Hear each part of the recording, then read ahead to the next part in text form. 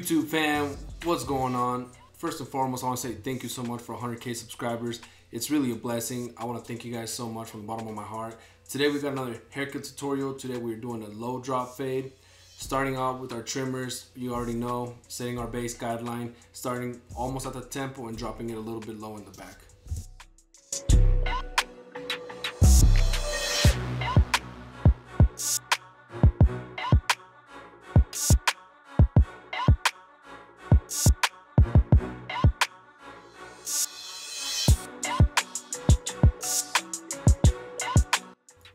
Using the little Uno shavers from Stylecraft, we are using these for this haircut specifically.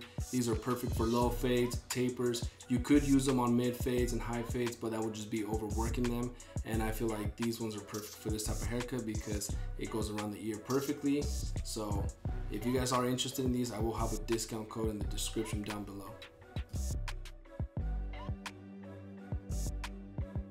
In this next step, all I'm doing is removing a little bit of bulk just so it makes it easier for me to get in there with my half guard, my one guard, my number 1.5 guard, and my open lever. All I'm doing is removing bulk. So as you can see in the back, you want to still make sure you follow that shape of the head. You want to take it too high, you don't want to leave it too low. So just remove some of that bulk, and then with our lever open with no guard, we're creating our first guideline.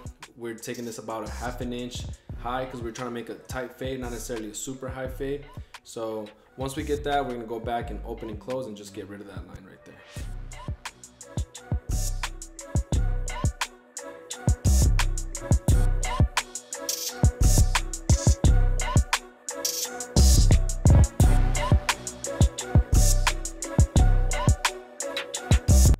Using the trigger play method, we will be doing this with our number 1.5 guard, our 1 and our half guard as well, until we get rid of this bulky line. Just remember to not go past the guideline we had initially done with the number 2 guard, and you should be fine.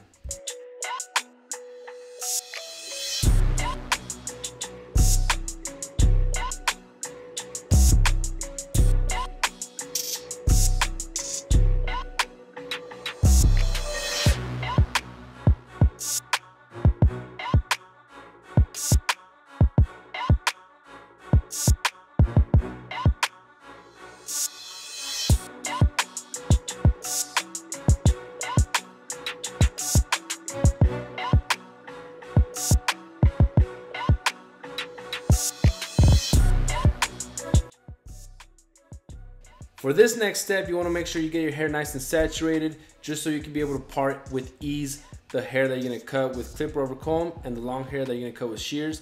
The last thing you want to do is accidentally cut some of the long hair, and when you go to style it, it's too short and it's very ugly and noticeable. When doing clipper over comb, I always like to grab the comb like this just so my hand's not in the way.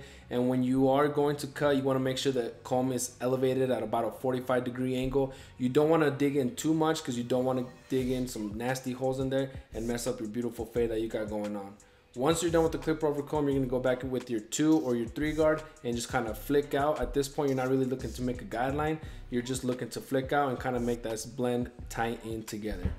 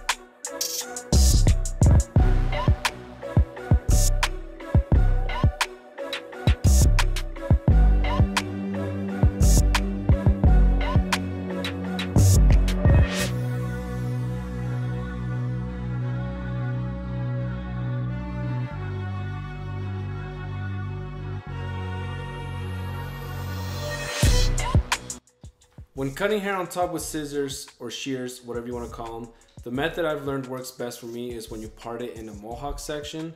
And what you want to do is cut the middle part first, and then you go on to the sides. This is probably not the best view to give you guys, so I will do a video on how to do the top of the hair on another time. But for now, just bear with me on this one.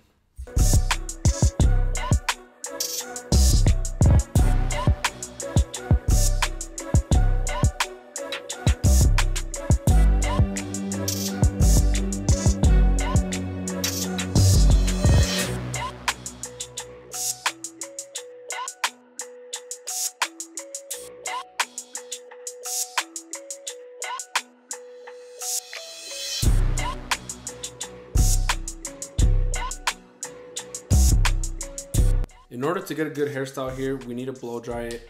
In this case, we're using a diffuser. We're not trying to get a crazy slick back or none of that. So we're gonna keep its natural curl and just kind of dry it out a little bit. And then we're gonna throw some product in there and make it look nice.